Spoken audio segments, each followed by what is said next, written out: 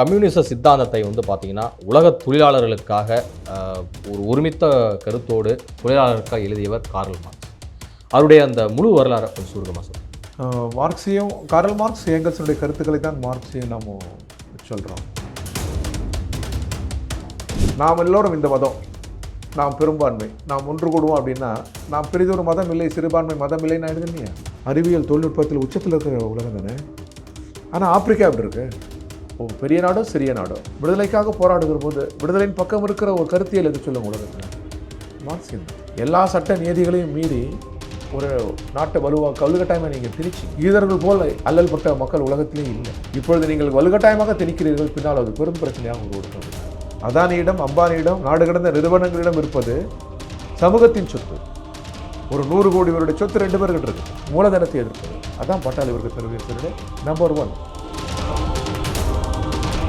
Curl Marx, Friedrich Engels அவங்களுடைய நட்பை பற்றி கொஞ்சம் அற்புதமான நட்பு. லண்டன் ஹைகேட்டில் அவர் நல்லடக்கம் செய்கிற போது ஏங்கல்ஸ் என்ன சொல்லுவார்னா, பெரும் பங்கை ஆற்றியவர் ஏங்கல்ஸ் தான், ஆனால் என்னுடைய கருத்துக்களும் சேர்ந்து அவர் பேரிலே வழங்கட்டும்னு சொன்னார். அவர்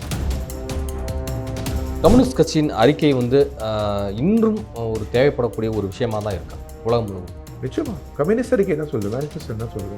கரத்தால் உழைக்கிற உலக நாடுகளின் தொழிலாளர்களை ஒன்று கூடணும். அது ஒற்றுமையின் உச்சம். அவர்கள் தான் உற்பத்தியில் ஈடுபடுகிறார்கள், அவர் தான் புதிய பொருளை தருகிறார்கள். இந்தியாவில் மார்க்ஸ்க்கான இடம் இருக்கு.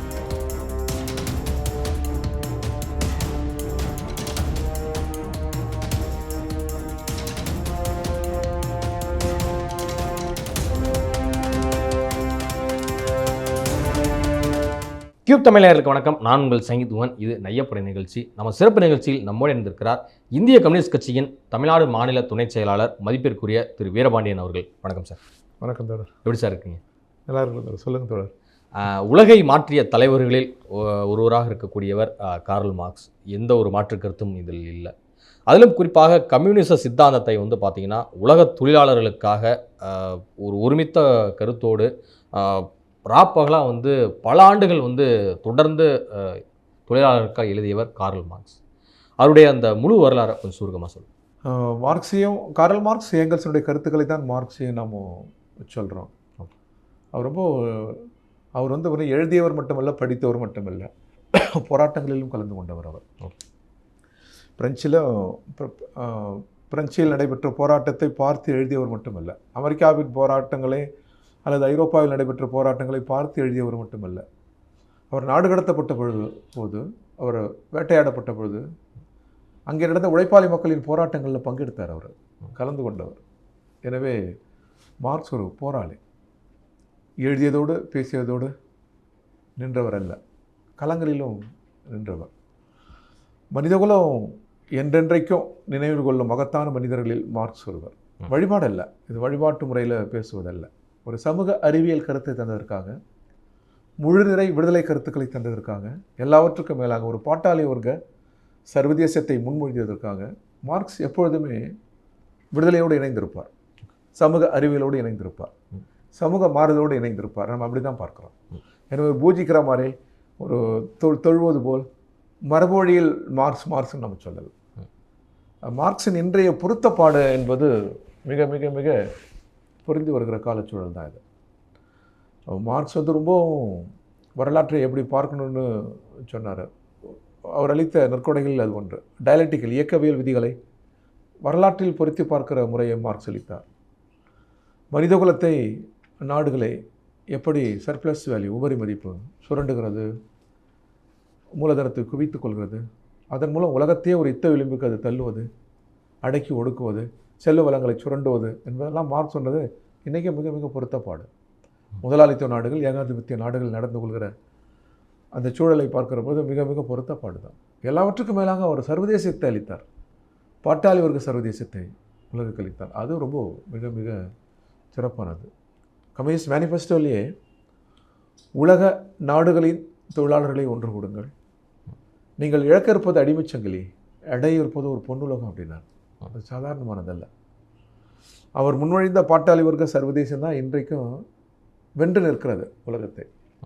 இன்றைக்கி தடைகள் இருக்கலாம், ஆனால் மனிதகுலம் வந்து சேர வேண்டிய இடம் அதுதான். நீங்கள் எந்த முழக்கமும் இவ்வளோ அறிவியல் புறமான முழக்கம் இல்லை பாருங்கள். நீங்கள் நாம் எல்லோரும் இந்த ஜாதி எல்லோரும் ஒன்று கூடுங்கள் அப்படின்னாலும் ஒரு இடைவெளி இருக்கிறது. நான் என்ன ஜாதின்னா பிறத்துற ஜாதி இல்லைங்கிற இடைவெளி இருக்கிறது. ஏன்னா அது அறிவியலுக்கு பொருந்தாது, அது விடுதலைக்கு பொருந்தாது. ஒன்று, நான் இந்த மதம் அப்படின்னால நான் பிரித்து ஒரு மதம் இல்லைன்னு அர்த்தம் இல்லையா? இந்த மதத்தை சேர்ந்தவர்கள் ஒன்று கூடுகள். மதமே ஒரு அறிவியல் பூர்வமாக கேள்விக்குள்ளாக்க வேண்டியது ஒன்று அது. ஆனாலும் வாழ்க்கை முறையில் அது இருக்குது. மனிதர்கள், கோடிக்கணக்கான மனிதர்கள் அதை பற்றி நிற்கிறார்கள். எனவே அதுக்கு மதிப்பளித்தே பேசுவோம். நாம் எல்லோரும் இந்த மதம், நாம் பெரும்பான்மை, நாம் ஒன்று கூடுவோம் அப்படின்னா நாம் பெரிதொரு மதம் இல்லை, சிறுபான்மை மதம் இல்லைன்னு ஆயிடுது இல்லையா? அறிவியலுக்கு பொருத்தமில்லாத ஆயிடுது இல்லையா? விடுதலைக்கு பொருத்தமில்லாத ஆயிடுது இல்லையா? ஒரு இடைவெளி இருக்கிறதல்லவா? சரி, மொழி அறிவியலுக்கு புறம்பானதல்ல, மொழி வாழ்வியலுக்கு புறம்பானதல்ல, மொழி வாழ்வுடன் இணைந்தது. மொழி இல்லாமல் என்ன அடையாளம்? எனவே மொழி ரொம்ப நாம் நேசிக்கிறோம், நாம் விரும்புகிறோம். ஆனாலும் கூட இப்போ நாம் தமிழர் அப்படின்னாக்கா ஒரு இடைவெளி இருக்குது. நாம் பிரிதொரு மொழி பேசுகிறவர் அல்லன்ற ஒரு இடைவெளி இருக்குது. அதே போல் நீங்கள் தேசியத்தை சொன்னாலும் கூட நான் இந்தியர், நாட்டை விரும்புகிறோம், நேசிக்கிறோம், இது நம்முடைய நாடு. நான் இந்தியர், நாம் இந்தியர் என்றாலும் கூட நாம் பாகிஸ்தான் அல்லன்ற ஒரு இடைவெளி இருக்குது. அவர்களும் இந்த பூமியை சேர்ந்தவர்கள் தான், அவர்களும் மனிதர்கள் தான். மொழியாலேயோ நாடாலேயோ நிறத்தாலேயோ வித்தியாசப்படுத்த முடியாது இல்லையா? அப்புறம் நான் இந்தியர் அப்படிங்கிறது கூட இந்திய தேசியம் உச்சமடைகிற பொழுது ஒரு பிரிவினை வருது, ஒரு இடைவெளி வருது இல்லையா? சரி, நாம் ஐரோப்பியர்கள் அப்படின்னு கண்டமாக திரண்டாலும் கூட நாம் ஆப்பிரிக்கர்கள் அல்ல என்கிற இடைவெளி வருது. அப்போது இந்த இடைவெளி கருத்தால் உழைக்கிற மக்களை ஒன்று கூடுங்கள் அப்படின்னா என்ன இடைவெளி இருக்குது? மதத்தை தாண்ட முடியும், ஜாதி தாண்ட முடியும், மொழியை தாண்ட முடியும், தேசியத்தை தாண்ட முடியும், கண்டங்களை தாண்ட முடியும். மனிதகுலம் முழுவதுமே ஒரு ஒற்றுமையை இதில் சாத்தியப்படுத்தும். எனவே கரத்தால் உழைக்கும் மக்கள், உலக நாடுகளின் உழைக்கும் மக்களே ஒன்று கூடுங்கள் என்ற அந்த சொல் அறிவியல் சொல், விடுதலை சொல், மனிதகுலத்தை ஒன்றிணைக்கிற ஒற்றுமை சொல் அந்த சொல். எனவே அது இன்றைக்கும் பொருத்தப்பாடும். எனவே தான் இன்றைக்கி உலகம் முழுவதும் இருக்கிற மாணவர்கள் பல்கலைக்கழகங்களில் மார்க்ஸ் ஒரு பேசுபொருள். அறிவுத்தளத்தில் மார்க்ஸ் மீண்டும் மீண்டும் உரையாடலுக்குள்ளாகிறாரு. அது ஏதோ ஒரு வகையில் மண்ணுக்கேற்ற மார்க்ஸையும் இந்த ஐரோப்பிய மார்க்ஸையும் ஃப்ராங்க்ஃபர்ட் மார்க்ஸையும் சுற்றி ஏதோ ஒரு வகையில் மார்க்ஸ் ஒரு உரையாடலே இருக்கார். அது செழுமைப்படுத்துவது தவிர்க்க முடியாத தத்துவ ஞானியாக அங்கே இருக்கார். ஆமாம். சமூக அறிவியல் கருத்துக்களை சொன்னதற்காக மார்க்ஸ் கடந்து செல்லக்கூடியவர் அல்ல, எளிதில் கடந்து சென்று விட முடியாது. நீங்கள் அறிவுலகம் இன்னும் தோன்றலாம், இன்னும் நவீனப்படலாம், இந்த உலகம் இன்னும் தோன்றலாம், நவீனப்படலாம். ஆனாலும் மனித குலத்துக்கு சமத்துவம் ஒன்று வேணும் இல்லை? இப்போ இன்றைய உலகம் வந்து ஒரு நவீன உலகம் தானே, அறிவியல் தொழில்நுட்பத்தில் உச்சத்தில் இருக்கிற உலகம் தானே. ஆனால் ஆப்பிரிக்கா எப்படி இருக்கு? யார் பொறுப்பு? ஆப்பிரிக்காவை அடக்கி ஒடுக்கியது யார்? அதன் வளங்களை சுரண்டியது யார்? அப்போ அவங்க இன்னும் இந்த நிலையில் இருக்கிறாங்களே, அப்போ எப்படி சமத்துவம் வரும்? அப்போ அந்த இடத்துல மார்க்ஸ் உங்களுக்கு தேவைப்படுகிறார். உங்களுக்கு வெறும் பொருளாதார சமத்துவம் மட்டும் இல்லை, சமூக சமத்துவம். பெரிய நாடோ சிறிய நாடோ விடுதலைக்காக போராடுகிற போது விடுதலையின் பக்கம் இருக்கிற ஒரு கருத்தியல் எது சொல்லுங்க உலகத்தில்? மார்க்சியம் தான், லெனினியம் தான். நீங்கள் உலகம் முழுவதும் அடக்குமுறை யார் செய்கிறா? ஏகாதிபத்திய நாடுகள் தான் செய்கிறாங்க இன்றைக்கும். இப்போ நேரடியாக காலனி செயலியை தவிர இன்றைக்கும் ஐரோப்பா அடக்கி ஒடுக்குகிறது, அமெரிக்கா அடக்கி ஒடுக்குறது. ஐரோப்பாவும் அமெரிக்காவும் சேர்ந்து தானே உங்களுக்கு இஸ்ரேலை பேக் பண்ணுறாங்க, பாலஸ்தீனத்தை ஒடுக்குறாங்க. பாலஸ்தீனம் என்பது அரபு மண், அது அவர்களுக்கு சொந்தமான மண். எல்லா சட்ட நியதிகளையும் மீறி ஒரு நாட்டை கவுலுக்கட்டாயமாக நீங்கள் திணிச்சிங்க. ஓகே, ஒரு யூத நாடு உருவானது, இஸ்ரேல் உருவானது. அது உருவானது விதம் தவறு. ஆனால் யூதர்கள் கண்டு ஒரு நாடு அமையணும். யூதர்கள் போல் அல்லல்பட்ட மக்கள் உலகத்திலே இல்லை. யூதர்களுக்கு ஒரு நாடு அமையணும். ஸ்டாலின் கூட அன்றைக்கி உதவி செய்தார், ஐன்ஸ்டைன் உட்பட உதவி செய்தார்கள். நீங்கள் ஐரோப்பாவில் பல நாடுகள் உதவி செய்தது, பிரிட்டன் உதவி செய்தது, ஒரு நாடு அமைந்தது. அந்த நாடு ஏன் ஐரோப்பாவில் அமையல? பிரிட்டன் தான் அதுக்கான முயற்சி எடுத்தது, அமெரிக்கா அதை பேக் பண்ணாங்க. ஏன் ஐரோப்பாவில் அமையலது? காந்தி கேட்ட கேள்வி அது. யூதர்களுக்கு ஒரு நாடு வேணும், நாடு உள்ள உண்மைதான், அவர்கள் அல்லல்படக்கூடாது, தொன்மையான மொழி, தொன்மையான இனம், அவர்களுக்கு தேசம் வேணும். ஆனால் அவர்களின் தேசம் எது? அந்த தேசத்தை பறித்தவர்கள் யார்? சரி, ஒரு புது தேசம் ஒன்று உருவாகணும் அப்படின்னாக்கா அதையும் ஐரோப்பாவில் உருவாகலை. நிறைய தீவுகள் இருக்கிற பிரிட்டனுக்கு ஏன் அங்கே உருவாக்க முடியல? ஏன் நீங்கள் ஆசியாவை தேடுறீங்க? ஏன் இந்தியாவை தேடுறீங்க? ஏன் அரபுலகத்தை தேடுகிறீர்கள் அப்படின்னு காந்தி கேட்டார். காந்தி எழுப்பின கேள்வி இது. இப்பொழுது நீங்கள் வலுக்கட்டாயமாக திணிக்கிறீர்கள், பின்னால் அது பெரும் பிரச்சனையாக உருவெடுக்கும் அப்படின்னார். எது எப்படியோ நாடு அமைந்து விட்டது. அந்த கடந்த காலத்து போட்டோம். இஸ்ரேல் என்பது ஒரு நாடு, யூதர்கள் மக்கள், அரபு மக்களுடன் உலக மக்களுடன் அவர்கள் இணைந்து வாழணும், அதான் நமது விருப்பம். ஆனால் அவங்க ஏன் நிலம் கொடுத்தவர்களையே அடக்கி கொடுக்கணும்? பாலஸ்தீன மண் அல்லவா அது? பாலஸ்தீனத்தின் தாயகம் அல்லவா அது? இஸ்ரேலுக்குன்னு ஒரு நாடு அமைந்து விட்டது. இப்போ பாலஸ்தீனர்களுக்கு ஒரு நாடு, அதையும் கொடுக்குறீங்க. அது தன் கட்டுப்பாட்டில் இருக்கணும்னு ஏன் நினைக்கிறீங்க? இப்போ நீங்கள் இது இப்படிலாம் நீங்கள் பார்த்தீங்களா? அப்போ பாலஸ்தீனத்தின் பக்கத்தில் நிற்கிற ஐடியாலஜிகள் எதுன்னு பாருங்கள். நீங்கள் அரசியலாக பார்த்தீங்கன்னா உலகம் முழுவதும் மார்க்சிஸ்டுகள் அதை ஆதரிக்கிறான், முற்போக்கு உலகம் அதை ஆதரிக்கிறது இல்லைங்களா? மார்க்சின் கருத்தியலை விடுதலையை ஆதரிப்பது தான், மார்க்சின் கருத்தியலை சுரண்டலை எதிர்ப்பது தான், மார்க்சின் கருத்தியலை மூலதனத்தை எதிர்ப்பது தான். மூலதனம் குவியாக தானேங்க அது யுத்தத்தின் விளிம்புக்கு உலகத்தை தள்ளுகிறது. மார்க்ஸ் சொன்னது என்னன்னா, மூலதனம் யாருக்கு சொந்தம்? மூலதனம் என்ன? இயற்கை, மனித உழைப்பு, ரெண்டையுமே முதலாளி சொந்தம் கொண்டாடுறானே. எப்படி இன்றைக்கும் பேசு பொருளாக எது இருக்குது? மேனிஃபெஸ்டோவில், காங்கிரஸ் மேனிஃபெஸ்டோவில் அதை ஒட்டி பிரதமர் பேசுகிறது என்னன்னா, இந்திய கூட்டணி ஆட்சிக்கு வந்து விட்டால் இந்துக்களின் சொத்தை எடுத்து இஸ்லாமியர்களுக்கு தந்து விடுவார். அதான் அவர் சொல்கிறதுன்னு சுருக்கம். அது தனியாளின் தனிச்சொத்து தனியாருக்கு தந்தால் குழப்பம் வரும். தனியாளின் தனிச்சொத்து என்பது வரலாற்று வழியில் எல்லா விதமான சட்ட உரிமைகள் இப்படி இருக்க வேண்டியது. அது என் தாய் தந்தர் சொத்து, என்னுடைய சொத்து, அது ஒன்றும் மூலதன குவியல் இல்லை, அது நாடு தாண்டி சுரண்டாது. அது அது எளிய மக்கள் நீண்ட காலமாக பாதுகாத்து வருவது, அதை பாதுகாக்கணும். தனியாளின் தனிச்சொத்து என்பது வேறு. தனியாளின் தனிச்சொத்தை தான் பிடிங்க இடத்துல கொடுப்பாங்கங்கிறாரு பிரதமர். அபாண்டம் அது, நாட்டில் குழப்பத்தை விளைவிக்கிற கருத்து அது. ஆனால் மார்க்ஸ் சொன்னது என்னன்னா, சமூகத்தின் சொத்து தனியாரிடம் இருக்கிறது, அதை சமூகம் தனதாக்கி கொள்ள வேண்டும், நாடு தனதாக்கி கொள்ள வேண்டும். ரெண்டுத்துக்கும் இடைவெளி, பெரிய இடைவெளி இருக்குது. அதானியிடம், அம்பானியிடம், நாடு கடந்த நிறுவனங்களிடம் இருப்பது சமூகத்தின் சொத்து. ஒரு 100 கோடி பேருடைய சொத்து 2 பேர்கிட்ட இருக்குது. எனவே 2 சொத்துக்கும் வித்தியாசம் இருக்குது.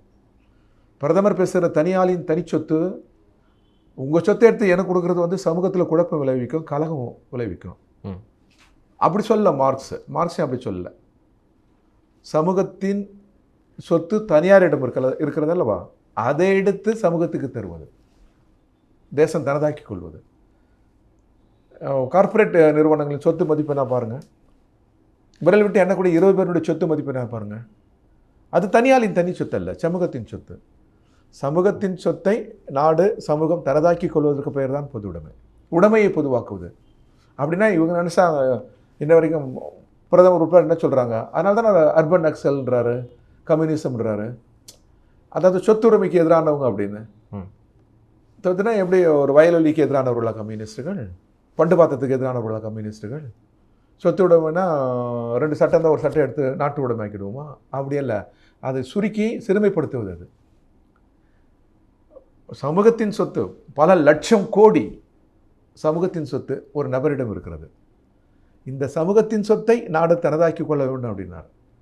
இதற்காக இந்த சமூக சொத்துக்கெல்லாம் அடித்தளமாக இருப்பது உற்பத்தி சாதனங்கள், உற்பத்தி கருவிகள், உற்பத்தி முறைமைகள், அது நாடு தனதாக்கி கொள்ள வேண்டும் என்றார்.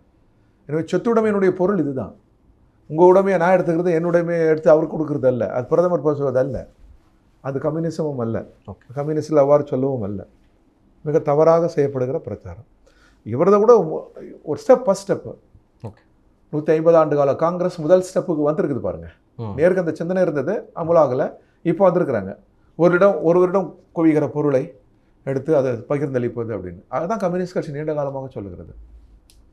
ஒரே இடத்துல பொருள் குவிவது என்பது எக்ஸ்ப்ளாய்டு தானே, சுரண்டல் தானே சொன்னார். அதுதான் சர்ப்ளஸ் வேல்யூன்னு மார்க்ஸ் சொன்னார். அது குவிய அதான் மூலதனமாக இருக்கிறது, அதான் ஃப்ளோட்டிங், நாடு கிடக்கிறது, அதான் சுரண்டுகிறது. ஆனால் ஒரு சிறு தொழில் செய்கிறவர்கள், சிறு முதலாளிகள் இருக்கிற சொத்து ஃப்ளோட்டிங் ஆகாது, நாடு கடந்து செல்லாது, இந்த சுற்றிலேயே இருக்கும், இங்கேயே இருக்கும். அது நாடு எப்பொழுதும் அதை தனதாக்கி கொள்ளலாம். இதுதான் ஆபத்தானது. இந்த மாதிரி தான் பொருள் குவியக்கூடாது. எனவே தான் இதை ஓரளவுக்கு காங்கிரஸ் உணர்ந்ததாக நாங்கள் கருதுகிறோம். எனவே தான் அவர் ஃபர்ஸ்ட் ஸ்டெப் வச்சுருக்கிறாங்க. செல்வம் சிலரிடமே குவிகிறது, அதை எடுத்து இல்லாதவர்களுக்கு பகிர்ந்தளிப்போம் அப்படின்றாங்க. கம்யூனிஸ்ட் மேனிஃபெஸ்டோனுடைய ஒரு சிறு துளி அது. அப்படியே வந்திருக்கிறாங்க. உலகம் அங்கே தான் நகரணும். உலகம் அங்கே தான் நகரன்றதுக்கு அமெரிக்க மாணவர்களுடைய போராட்டமே சான்று. யூனிவர்சிட்டி ஸ்டூடெண்ட்ஸ் எல்லாருமே. அமெரிக்க யூனிவர்சிட்டி ஸ்டூடெண்ட்ஸுக்கிட்ட ஜனாதிபதி பேசுறது இல்லை. ஏன்? வழக்கமாக ஆபிரகாம் லிங்கன் துவங்க எல்லா தலைவர்களும் பல்கலைக்கழகங்களில் பேசுவாங்க. பைடன் பேசுறது இல்லை. அவர் பேசுறது மட்டும் இல்லை, இந்திய பிரதமர் அமெரிக்க பல்கலைக்கழக மாணவர்களுடன் பேசுவதாகிறது நிகழ்ச்சிகளை ரத்து பண்ணிட்டாங்க ஒபாமா இருந்த காலத்தில். ஏன் அஞ்சுறாங்க அப்படின்னா, அமெரிக்க பல்கலைக்கழகமே லெஃப்ட் விங்கடான்றான். இப்போ பாலஸ்தீனத்துக்கு ஆதரவாக பல ஆயிரக்கணக்கான மாணவர்கள் திரண்ட மாணவர்கள் ஒரு மதம் அல்ல. கிறிஸ்துவ மதம் பின்பற்ற மாணவர்கள் இருக்கிறாங்க, இஸ்லாம் மதத்தை பின்பற்ற மாணவர்கள் இருக்கிறாங்க, வெவ்வேறு மதங்களை பின்பற்றுகிற மாணவர்கள் அங்கே பயில்கிறாங்க, மதத்தையே விரும்பாத மாணவர்கள் பயில்கிறான். பல நாடுகளை சேர்ந்தவன், பல நிறங்களை சேர்ந்தவர்கள். ஆனால் எல்லோரும் ஒன்று கூடிய அவ்வளோ ஆயிரக்கணக்கில் அவன் திரண்டு வரான்டான் அப்படின்னா அதுக்கு என்ன சொல்கிறான்னா, எல்லாம் லெஃப்ட் விங்கு, எல்லாம் லெஃப்ட் ஐடியாலஜிக்கல் அப்படின்றான். அங்கேயே அமெரிக்காவிலேயே திரண்டவன் என்ன சொல்கிறான், பாலஸ்தீன யுத்தம் கூடாதுங்கிறான், பாலஸ்தீனத்துக்கு விடுதலையை வழங்கு, அங்கீகரியாத அப்படின்றான். அப்போ இது இது இது இதை இது மனித குலத்துக்கு புறம்பானதா? அது அறிவுக்கு புறம்பானதா? அது விடுதலைக்கு புறம்பானதா? அது இல்லை. சமூக அறிவுக்கு புறம்பானது இல்லை. அப்போ இதை முன்மொழிவது யாரானா லெஃப்ட் தான் அப்படின்னா, மார்க்ஸ் இன்னும் மறையவில்லை, கால பொருத்தம் தான் அப்படின்னு பொருந்தது இல்லை. மார்க்ஸ் இன்றையும் பொருத்தப்பாடு. மார்க்ஸ் சொன்னது தானே, விடுதலை தானே. பட்டாளி வர்க்க சர்வதேசத்தை மார்க்ஸ் முன்மொழிந்த போது என்ன சொன்னார், லெனின் முன்மொழிந்த போது என்ன சொன்னாங்க? மூலதனத்தை எதிர்ப்பது. அதான் பட்டாளி வர்க்க சர்வதேசனுடைய நம்பர் 1. எல்லா விதமான தீமைக்கும் காரணம் மூலதனம் குவிவது, அது தனி உடைமையாக இருப்பது. அதான் மென் பை மென், மனிதன் சுரண்டது. எனவே மூலதன எதிர்ப்பு இதுதான் பட்டாளி வர்க்க சர்வதேசத்தில் முதல். அடுத்தது என்ன? விடுதலை இயக்கங்களை ஆதரிப்பது, உழைப்பாளி மக்களின் உரிமை போராட்டத்துக்கு சாலிடாரிட்டி பண்ணுறது. 4th என்னன்னா, உழைக்கிற மக்களின் ஆட்சி அதிகாரத்தை நிறுவுவது. கரத்தால் உழைக்க மக்களுக்கான ஆட்சி அதிகாரத்தை நிறுவுவது. அவர் காலத்தில் சூழல் அடக்குமுறை சூழல், எனவே ஆயுதம் தாங்கிய போர். ஆனால் இப்போது அதுபோல் அடக்குமுறை சூழல் இல்லாத காலங்களில் either by ballot or bullet, அமைதி முறையிலையும் கூட அந்த சமூக மாறுதலை கொண்டு வர முடியும். முதலாளித்துவத்தை மாற்றணும். ஏன்னா இதான் நோய் நொடி, இதான் அடக்குமுறை, இதான் யுத்தத்தின் விளிம்புக்கு தள்ளுகிறது, இதான் பதட்டத்தை உருவாக்குகிறது, இதான் மேலாதிக்கம் செய்கிறது. இன்றைய உலகம் முதலாளித்துவ உலகம் தானே.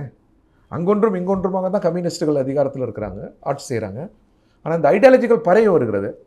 ஆனால் உலகம்னு எடுத்துக்கொண்டால் யாருடைய ஆட்சி? ஐரோப்பா முழுவதும் யாருடைய ஆட்சியாக இருக்குது? முதலாளித்துவ ஆட்சியாக இருக்குது. ஆசியாவில் முதலாளித்துவ ஆட்சியாக இருக்குது. ஆனால் இன்றைக்கி அது உடையுது. ஸ்பெயின்லேயே ஆகட்டும், தென் அமெரிக்காவில் ஆகட்டும், ஐரோப்பாவில் வெவ்வேறு நாடுகளில் ஆகட்டும், ஆப்பிரிக்காவில் ஆகட்டும், இந்த குரல் எழுது. இந்த உலகம் தேவையில்லை, இந்த முதலாளித்துவ உலகம் தேவையில்லை, எங்களுக்கு ஒரு புது உலகம் வேணும், ஒரு புது நீதி வேணும், நியூ வேர்ல்டு ஆர்டர்னு புட்டின் பேசினா அதில் கூட ஒரு மேலாதிக்கம் இருக்குதுன்னு நீங்கள் சொல்லலாம். ஆனால் ஆப்பிரிக்கர்கள் பேசுகிறாங்க, நியூ வேர்ல்டு ஆர்டர் வேணும், புதிய ஒழுங்குமுறை தேவை. இதை இந்த உலகை அமெரிக்கா ஆளுகிறது, ஐரோப்பா ஆளுகிறது, எங்களுக்கு என்ன பங்கு?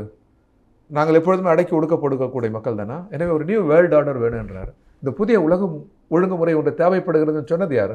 1848 கம்யூனிஸ்ட் மேனிஃபெஸ்டோ. ஒரு புதிய உலகம், யுத்தங்களற்ற ஒரு உலகம், அடக்குமுறையற்ற ஒரு உலகம், மேலாதிக்கம் இல்லாத ஒரு உலகம், ஒரு புதிய உலகம். அதுதானே மார்க்ஸ் சொன்னார், உலக நாடுகளின் தொழிலாளர்களை ஒன்று கூடுங்கள்னாரு. இப்போ அது மேலே என்ன பண்ணுறாங்கன்னா, இங்கே விமர்சனம் செய்கிற போது மார்க்ஸுக்கு மொழி மீது பார்வை இல்லை, இனத்தின் மீது பார்வை இல்லை, தேசியத்தின் மீது பார்வை இல்லை, இயற்கை வளங்கள் மீது பார்வை இல்லை அப்படின்னு மார்க்சியத்தை கடந்து போகிறாங்க. மார்க்ஸ் அப்படி இல்லை. உலக நாடுகளின் தொழிலாளர்களை ஒன்று கூடுங்கள் என்று சொல்லுகிற போது மொழி வழி தேசியத்தை அங்கீகரிக்கிறார் மார்க்ஸ். மொழி வழி தேசியம் இல்லாமல் நாடு இல்லைல்ல, அதனால தானே உலக நாடுகளின் தொழிலாளர்கள் என்றார். அந்த மேனிஃபெஸ்டோவை அறிமுகப்படுத்துகிற போது என்ன சொல்லுவார் மார்க்ஸ்? ஸ்பானிஷ், டேனிஷ், ஜெர்மன், ஆங்கிலம், இந்த மொழி பேசுகிற தேசிய இனங்களை அடையாளப்படுத்துகிற பிரதிநிதிகள் இங்கே கூடி நிற்கிறார்கள். இதை மொழிபெயர்ப்பதற்காக இந்த அறிக்கையை மொழிபெயர்க்க யார் வந்திருக்கிறாங்கன்னாக்கா, இவ்வளோ மொழி பேசுகிற தேசிய இனங்களை அடையாளப்படுத்துகிற பிரதிநிதிகள் வந்திருக்கிறார்கள். அப்போ தேசிய இனங்களை அங்கீகரிக்கிறாரு. தேசிய இனங்களை அங்கீகரிப்பதன் மூலம் தேசியத்தை அங்கீகரிக்கிறாரு. தேசிய இனங்களையோ தேசியத்தையோ அங்கீகரிக்காத ஒரு சர்வதேசம் இல்லைன்னு சொல்ல வர்றாரு. ஆனால் நிறைவாக எதுன்னா சர்வதேசியம்தான். ஒரு எல்லை தாண்டணும் இல்லை. இப்போ இன்னைக்கு இந்த பொருளெல்லாம் வந்திருக்குது, எல்லை தாண்டி தானே வந்திருக்குது. அந்தந்த நாடுகள் அந்தந்த மொழி அந்தந்த இனம் அதற்குள் நின்று விட்டால் அதற்கு பொருள் இல்லாமல் போயிடும். இப்போ மொழி, தமிழ் மொழி ரொம்ப ஃப்ளெக்சிபிலிட்டியான மொழி, செவ்வியல் மொழி. உலகத்தில் இதனுடன் பயணப்பட்ட எல்லா மொழியும் செத்து போச்சு. ஈஜிப்ட் இறந்து போச்சு, சமஸ்கிருதம் ஏறத்தாழ முடிஞ்சு போச்சு, கிரேக்கம் இல்லாத போச்சு. தமிழ் ஏன் இருக்குது? ஃப்ளெக்சிபிலிட்டி. தமிழ் போல் ஒரு சிறப்பான மொழி இல்லை, உள்வாங்குது, பிற மொழி அங்கீகரிக்கிறது, எனவே இது உயிர் வாழ்கிறது, எனவே இதற்கு மரணம் இல்லை, இது முன்னேறும். ஆனால் இந்த மொழியை கேள்விக்குறியாகும் எப்போ? இந்த மொழி கொண்டு விடுதலையை சாத்தியப்படுத்தலைன்னா. வெறும் மொழி பேசுவதற்காக மட்டும் இல்லைல்ல, பெருமைக்கானது மட்டும் இல்லைல்ல, இந்த மொழியை கொண்டு விடுதலையை நான் சாத்தியப்படுத்தணும். அப்போ நான் எல்லை தாண்டணும். நான் தமிழ் தான், தமிழ் மொழி பேசுகிறேன். ஆப்பிரிக்கரின் விடுதலைக்காக, பாலஸ்தீன விடுதலைக்காக நான் குரல் எழுப்பணும், நான் எல்லை தாண்டணும். எனக்கான ஐடியாலஜிகள் எது உலகத்தில்? மார்க்சியம் தான். மார்க்சியம் தான் மொழியை அங்கீகரிக்கிற, தேசியத்தை அங்கீகரிக்கிற, தேசியத்தை அங்கீகரிக்கிற அதே நேரத்தில் எல்லை தாண்ட சொல்கிறது, கண்டங்களை தாண்ட சொல்கிறது. எங்கே காட்டுறதுனா மனித குலத்தின் முழுநிறை விடுதலைக்காக நிற்குது. அதை அப்ளை பண்ணுறவங்க ஏற்ற இறக்கமாக பண்ணியிருக்கலாம். சீனாவில் ஒரு மாதிரி, ரஷ்யாவில் ஒரு மாதிரி இருக்கலாம், பின்னடைந்து இருக்கலாம். கியூபாவில் இவ்வளோ சிறிய நாடாக இருந்தால் கூட அது முன்னெடுப்புகள் சரியாக இருக்கலாம். நாளைக்கு இந்தியா ஒரு பண்பட்ட ஜனநாயக நாடு. கம்யூனிஸ்ட் கட்சி அதிகாரத்துக்கு நாளைக்கு வருதுன்னா 100 ஆண்டு கால செழுமையான அனுபவங்களை கொண்டு அது ஜனநாயகத்தை மேலும் செழுமைப்படுத்தும். ஏன்னா இது ஒரு கட்சி ஆட்சி முறையில் பிறக்கல இல்லையா? இப்போ ரஷ்யாவில் ஒரு கட்சி ஆட்சி முறை காரணம்னா இருந்தது காரணம் விடுதலைக்கு அவன் தான் போராடினான், ஆயுதம் தாங்கி போராடினாங்க. சீனாவில் சீன கம்யூனிஸ்ட் கட்சி மட்டும் போராடியது, வியட்நாமில் வியட்நாம் கம்யூனிஸ்ட் கட்சி மட்டும் போராடியது. அப்போ இல்லாத ஒரு கட்சி 10 கட்சி எப்படி உருவாக்க முடியுங்க? பல கட்சி இயங்குமுறைக்கு போகலாம், ஸ்டெப் அந்த ஆபத்துகள் நீங்குகிற போது அவங்க போவாங்க. ஆனால் இங்கே அப்படி இல்லை. விடுதலைக்கு பிறப்பெடுக்கிற போது 10 குழு இருந்தது, 4 கட்சி இருந்தது. எனவே இங்கே ஒரு கட்சி ஆட்சி முறைக்கு கட்சி போகாது. இந்த ஜனநாயகத்தை மேலும் வளர்த்து எடுக்கும். அது கம்யூனிஸ்ட் பார்ட்டினுடைய ஐடியாலஜிகளில் உங்களுக்கு அது கம்யூனிஸ்ட் கட்சி அதிகாரத்திற்கு வந்தால் அது இன்னும் ஜனநாயகத்தை எவ்வாறு வளர்த்து எடுக்கும் என்பதற்கு இந்திரஜித் குப்தா கமிட்டியே ஒரு பெரிய அறிக்கை. அவர் என்ன சொல்கிறாரு? தேர்தல் சீர்திருத்தம் வேணும், எல்லாரையும் பிரதிநிதித்துவப்படுத்தணும், பல கட்சி இயங்குமுறை இந்தியாவிற்கு தேவை, ஆனால் அதில் சீர்திருத்தம் வேணும் அப்படின்னு சொல்லும்போது 1 by 1 சொல்கிறாரு. வாக்களிக்கிற போது வாக்களிக்கிறவனுக்கு பணம் கொடுக்குன்றார் அரசு கொடுக்கணுமா? வேலை செய்ய பாதுகாப்புக்கு வரவனுக்கும் அன்றைய ஊதியம் உண்டு, வேலை செய்கிற ஊழியர்களுக்கு அன்றைய ஊதியம் உண்டு, அமைச்சர்கள் எம்எல்ஏ எல்லோருக்கும் அன்றைய ஊதியம் உண்டு. வாக்களிக்கிறவனுக்கு இல்லைல்ல, மக்களுக்கு இல்லைல்ல. அவங்களுக்கு வாக்களிக்கிறதுக்கு 1000 கொடுங்க, 2000 கொடுங்க, வேலையை விட்டுட்டு வராங்கல்ல. 60% மக்கள் கூலி மக்கள் நம்மளாம் அப்படி சோக்குறாரு.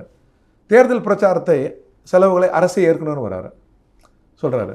விகிதாச்சார முறை வேணுங்கிறாரு. மாநிலங்களை அடையாளப்படுத்துகிற மொழிவழி தேசியங்களை அடையாளப்படுத்துகிற அரசியல் கட்சிகள் அங்கீகரிக்கப்படணும், பாதுகாக்கப்படணுன்றாரு. ஒரு கட்சி 2 கட்சின்னு சொல்லலை. அப்போ அவர் கம்யூனிஸ்ட், அவர் தலைமையில் ஒரு குழு அமைத்து தேர்தல் சீர்திருத்தத்துக்காக முன்மொழிகள் தரப்பட்டிருக்குது. எவ்வளோ ஜனநாயகத்தை முன்னெடுக்கிறார் பாருங்கள். மாநிலங்கள் அடையாளப்படுத்துகிற கட்சிகள் வேணுங்கிறாரு, விகிதாச்சார முறைகள் வேணுங்கிறாரு. அப்போ இதெல்லாம் எதை காட்டுகிறது? ஒரு 100 ஆண்டு காலத்தில் கம்யூனிஸ்டுகள் இந்த முதலாளித்துவ சமூக அமைப்பில் அடக்குமுறைக்கும் ஒடுக்குமுறைக்கும் உள்ளானாலும் கூட அதையும் தாங்கி ஜனநாயகத்தை செழுமைப்படுத்தி இருக்கிறார்கள் என்பதற்கான சான்று இல்லவா அது? ஒரு வடிவம் நீங்கள் ஒரு எளிமையாக புரிஞ்சுக்காக சொல்கிறேன். ஒரு ஒரு ஒரு 100-150 ஆண்டு காலில் 300-400 ஆண்டு கால பாரம்பரியம் மிக்க பார்லிமெண்ட்டில் ஃபஸ்ட் அவார்டை தேர்வு பண்ணுறாங்க. நாடாளுமன்ற ஜனநாயகத்தை செதுக்கியவராக இருக்கணும், நாடாளுமன்றத்தின் விழுமியங்களுக்கு பொருந்தவராக இருக்கணும். யார் கொடுக்குறான்? இந்திரஜித் குப்தாவுக்கு தான் முதல் விருதே. அப்போ நாடாளுமன்ற ஜனநாயகத்துக்கான பங்களிப்பு செய்திருக்கிறோம் இல்லை? எதுக்கு இதெல்லாம் சொல்கிறது காரணம், மார்க்சியமோ லெனினியமோ ஜனநாயக விரோதம் அல்ல. அம்பேத்கர் சொல்வது போன்ற உண்மையான ஜனநாயகத்தின் பொருளே சமத்துவம் தான். சமத்துவம் இல்லாமல் ஜனநாயகத்துக்கு பொருள் இல்லை. அது ஒரு பொருளாதார ஜனநாயகம் போல் சுருக்கி விடக்கூடாது. வாழ்வில் சகல துறைகளிலும் சமத்துவத்தை கோரி நிற்பது மார்க்சியம். எப்பொழுதுமே அது சமூக அறிவியலின் பக்கம், விடுதலையின் பக்கம், பாட்டாளி வர்க்கத்தின் சர்வதேசத்தின் பக்கம் அவர் கருத்தியல். எனவே தான் அந்த கருத்தியலுக்கு மரணம் இல்லை, தோல்வி இல்லை என்றும் இது அப்படியே சொண்டு வந்து கொண்டே இருக்கும். கார்ல் மார்க்ஸ், ஃபிரெடரிக் ஏங்கல்ஸ் அவங்களுடைய நட்பை பற்றி கொஞ்சம் சொல்லுங்கள். அற்புதமான நட்பு. அது எல்லாருக்கும் தெரிந்த ஒன்று தான். மார்க்ஸ் ஒரு செல்வ குடும்பத்தில் பிறந்தவர், மார்க்ஸ் நடுத்தர குடும்பத்தில் பிறந்தவர். ஏங்கல்ஸ் இல்லைன்னாக்கா மார்க்சியம் இல்லை. உண்மை அதுதான். ஒருவேளை ஏங்கல்ஸுக்கும் மார்க்ஸுக்கு முன்னாடி ஏங்கல்ஸ் இருந்திருந்தால் மார்க்ஸ் என்ன சொல்லியிருப்பார்னா ஏங்கல்ஸியன்னு சொல்லியிருப்பார். லண்டன் ஹைகேட்டில் அவர் நல்லடக்கம் செய்கிற போது ஏங்கல்ஸ் என்ன சொல்லுவார்னா, பெரும் பங்கை ஆற்றியவர் ஏங்கல்ஸ் தான், ஆனால் என்னுடைய கருத்துக்களும் சேர்ந்து அவர் பேரிலே வழங்கட்டும்னு சொன்னார். அவர் மார்க்சியன் வழங்கட்டும்னு சொன்னார். இன்றைய மார்க்ஸையும் லெனினேத்தையும் உள்ளடக்கியது தான். மார்க்ஸ், ஏங்கல்ஸ், லெனின் கருத்துக்கள் தான் இன்றைய மார்க்ஸையும். இந்த 2 பேருடைய நட்பு வந்து கொள்கை வழி நட்பு, விடுதலைக்கான ஒரு நட்பு, சோசியலிசத்துக்கான ஒரு நட்பு, புரட்சிக்கான ஒரு நட்பு. எனவே இந்த நட்பு ஈடு இணையற்ற ஒரு நட்பு. ஏங்கல்ஸ் இல்லைன்னா மார்க்ஸ் இல்லை, அவரே சொல்கிறாரு. எப்படி அவர் கையெழுத்து படிவங்கள்லாம் மிக மோசமான அந்த கையெழுத்து படிவங்கள்லாம் சீர் பண்ணி கொண்டு வந்து சேர்த்ததில் ஏங்கல்ஸுக்கு தான் பெரும் பங்கு உண்டு. அது ஒரு காவிய நட்பு தான். அது பின்பற்ற வேண்டிய, படித்தறிய வேண்டிய, யுகங்களுக்கு வாழ வேண்டிய, நிலைத்திருக்க வேண்டிய. மார்க்ஸ் எழுதுறது எல்லாமே ஏங்கல்ஸ் தான் இங்கிலீஷில் டிரான்ஸ்லேட். நிச்சயமாக மார்க்ஸ், ஏங்கல்ஸ் எப்படி ஒரு பக்கமோ மறுபக்கம் ஜென்னி இல்லை என்றால் மார்க்ஸ் எப்படி? சாத்தியம் இல்லை. இரவும் பகலுமாக லண்டனில் ஒரு வறிய சூழலில் குழந்தைகள் இறந்த போதும் கூட, மேலாடைகள் கூட இல்லாமல் அவர் மனித குலத்தை பற்றி சிந்தித்தது என்பது பெரும் காவியம். ஒரு உணர்ச்சி மயத்துக்காக சொல்கிற சொல்லல்ல. மார்பலில் பால் சுரக்காத அந்த காலச்சூழலில் கூட குழந்தைக்கு வெறும் வெற்று மார்பை அது உறிஞ்சி இழுத்த அந்த சூழல் கூட வறுமை சூழலை தான் அது வெளிப்படுத்தி. அந்த வறுமை சூழலையும் மனித குலத்தை பற்றி தான் மார்க்ஸ் சிந்தித்தார். ஒரு ஜெர்மானியர்களை பற்றி மட்டும் அவர் சிந்திக்கலை. அந்த பிரகடனங்கள் ஜெர்மானிய தொழிலாளர்கள் ஒன்று கூட நான் சொல்லுது. அவர் ஜெர்மானியர், ஆனால் அந்த ஜெர்மானியர் என்ற அந்த சிந்தனையிலிருந்து அவர் பார்க்கல. உலக நாடுகளின் தொழிலாளர்கள் தான் பார்த்தார் அவர். லெனின் கம்யூனிஸ்ட் கட்சியை துவக்கிற போது கூட ரஷ்ய கம்யூனிஸ்ட் கட்சியின் பேர் தவிர இது பாட்டாளி வர்க்க சர்வதேசத்துக்கானதுன்னார். இது உலகம் முழுவதும் கிளை பரப்பும் அப்படின்னாரு. ரஷ்யர்களுக்கான கட்சி இல்லைன்னாரு. உலக உழைப்பாளி மக்களுக்கான கட்சி அப்படின்னாரு. அது எல்லாருக்குமே ஒரு அவுட்லுக் இருந்தது. நாடோடு பொருந்து கொள்ள அடங்கலை. மார்க்ஸ் வந்து ஒரு இனத்தோடவோ மொழியோடவோ தேசியத்தோடவோ அடங்கலை. அதை தாண்டாங்க. அதை மறுத்தாங்கன்ற பொருள் அல்ல இது. அதை மறுக்கவில்லை. ஆனால் அதையும் கடந்து மனித குலத்தை பார்த்தாங்க, சர்வதேசத்தை பார்த்தாங்க. ஏன்னா சர்வதேசம்தான் விழுமியும், அதுதான் நிறைவில் வில்லும். இல்லை மொழியாக அப்படி அடங்கிடும், இனமாக அடங்கிடும், நாடாக அடங்கிடும். இந்த உறவுகளும் இந்த உற்பத்தி முறைகளும் வந்திருக்காது, இவ்வளோ உலகம் இந்த அளவுக்கு தோன்றிருக்காது. கம்யூனிஸ்ட் கட்சியின் அறிக்கை வந்து இன்றும் ஒரு தேவைப்படக்கூடிய ஒரு விஷயமா தான் இருக்கா உலகம் முழுவதும்? நிச்சயமாக. கம்யூனிஸ்ட் அறிக்கை என்ன சொல்லுது, மேனிஃபெஸ்டோ என்ன சொல்லுது? 1848 மார்க்ஸ், ஏங்கல்ஸ் இருவரும் முன்மொழிந்த அந்த கம்யூனிஸ்ட் அறிக்கை ஆரம்பத்திலேயே கரத்தால் உழைக்கிற உலக நாடுகளின் தொழிலாளர்களை ஒன்று கூடுங்கள் அப்படின்னார். ஒரு ஒற்றுமையின் உச்சம் அது. அவர்கள் தான் உற்பத்தியில் ஈடுபடுகிறார்கள், அவர்கள் தான் புதிய பொருளை தருகிறார்கள். உலகம் மாறுவதும் நவீனப்படுவதும் இந்த உழைப்பால் தான், கரத்தால் என்ற உழைப்பால் தான். ஆனால் அதான் சுரண்டப்படுது. அதை சுரண்டர்கள் முதலாளிகளாக இருக்கிறாங்க. மூலதன குவியல் அவர்கள் கரங்கள் இருக்கிறது. அதற்கு காரணம் உற்பத்தி சாதனங்கள், உற்பத்தி பொருள், உற்பத்தி முறைமைகள், உற்பத்தி உறவுகள் யாரும் தனதாக்கி கொண்டார்கள் அவர்கள். அதாவது இயற்கையே மனித உழைப்பை தனதாக்கி கொண்டார்கள் அவர்கள். அது அநீதி அப்படின்னு பிரகடனப்படுத்தியது கம்யூனிஸ்ட் மேனிஃபெஸ்டோ தானே, கம்யூனிஸ்ட் அறிக்கை தானே. அது இன்றைக்கும் பொருத்தப்பாடு. உலக செல்வ வளங்கள் யாருக்கு சொந்தம்? இயற்கை யாருக்கு சொந்தம்? மனித குலத்துக்கு சொந்தம். ஒரு நாடு சூறையாட முடியாது, தனி ஒரு மனிதன் சூறையாட முடியாது. தனி ஒரு முதலாளிகள் சூறையாடுகிறார்களா இல்லையா? அமெரிக்கா போன்ற ஏகாதிபத்திய நாடுகள், ஐரோப்பா போன்ற ஏகாதிபத்திய நாடுகள் ஐரோப்பாவின் வளங்களை சூறையாடுகிறதா இல்லையா? கொள்ளையிடுகிறார்களா இல்லையா? இல்லைன்னா அவங்களுக்கு என்ன அங்கே வேலை? அவங்களுக்கு அந்த இராணுவ தளம் அங்கேயே அமையணும். 100க்கும் மேற்பட்ட இராணுவ தளங்கள் இருக்குது அமெரிக்காவுக்கு அரபு மண்ணில். என்ன அவசியம்? இயற்கை வளங்களை கொள்ளையடிப்பது தான். ஆப்பிரிக்கா அங்கே இருக்குது, அமெரிக்கா அங்கே இருக்குது, நேட்டோ அங்கே இருக்கிறீங்க, ஐரோப்பா அங்கே இருக்கிறீங்க, நீங்கள் ஆப்பிரிக்காவில் இருக்கிறீங்க. அதன் செல்வ வளங்கள் அல்லவா? எவ்வளோ காலத்துக்கு கொள்ளையடிப்பீர்கள்? எனவே நீங்கள் இந்த இயற்கை, இந்த செல்வ வளங்கள் அடுத்தடுத்த மனித குலத்துக்கு சொந்தமானது. ஒரு நாடோ ஒரு நபர்களோ சூறையாடக்கூடாது. அது சொன்னது manifesto, communist manifesto, Marx, Engels. பொருத்தமா இல்லையா? அது நீடிக்கிற வரை விடுதலைக்கான போராட்டம் நீடித்து கொண்டே இருக்கும். ஓகே, நிறைவில் உழைக்கிற மக்கள் தான் வெற்றி பெறுவார்கள். அதானே ஆப்பிரிக்கா. அதனால தானே நீங்கள் மூட்டை முடிச்சலாம் எடுத்துகிட்டு வெளியேறுறீங்க. பெரிய இராணுவமாக இருந்தாலும் நைஜீரியா எழுப்புகிற குரலுக்கு பதில் சொல்ல முடியாது, வெளியேறுறீங்களே. நிறைவாக விடுதலை தான் வெல்லும். எத்தகைய ஆயுதங்களையும் எத்தகைய இராணுவத்தையும். ஐரோப்பா கண் முன்னால் எழுந்துச்சு இல்லையே, ஈரான் கேள்வி எழுப்புறான்ல, உங்களுக்கு என்ன இங்கே வேலை என்ன? அரபு நாடுகள் கேள்வி எழுப்புறான்ல, எவ்வளோ காலத்துக்கு அங்கே இருக்க முடியும்? நீங்கள் நாடு இன்னொரு நாடுன்னு உறவு கொள்வது வேறு. இன்னொரு நாட்டில் போய்ட்டு இராணுவ தளங்களையே வைத்திருக்கிறீங்க. அங்கே என்ன யாருக்கு ஆபத்து? அங்கே பனிப்போர் காலம் தான் முடிந்து விட்டதல்லவா? இன்னும் உங்களுக்கு என்ன அங்கே வேலை? செல்வ வளங்கள் தான் உங்களுக்கு குறியீடு, அதை சூறையாடுகிறீர்கள். எனவே செல்வ வளங்கள் ஒரு நபருக்கோ ஒரு நாட்டுக்கோ சொந்தமானதல்ல, அது மனித குலத்துக்கானது. அடுத்தடுத்து தலைமுறையாக அது கைமாற்றி தர வேண்டும் என்று சொன்னதும் கம்யூனிஸ்ட் மேனிஃபெஸ்டோ தானே. முழுநேர விடுதலையை அங்கீகரித்து நின்றது கம்யூனிஸ்ட் மேனிஃபெஸ்டோ தானே.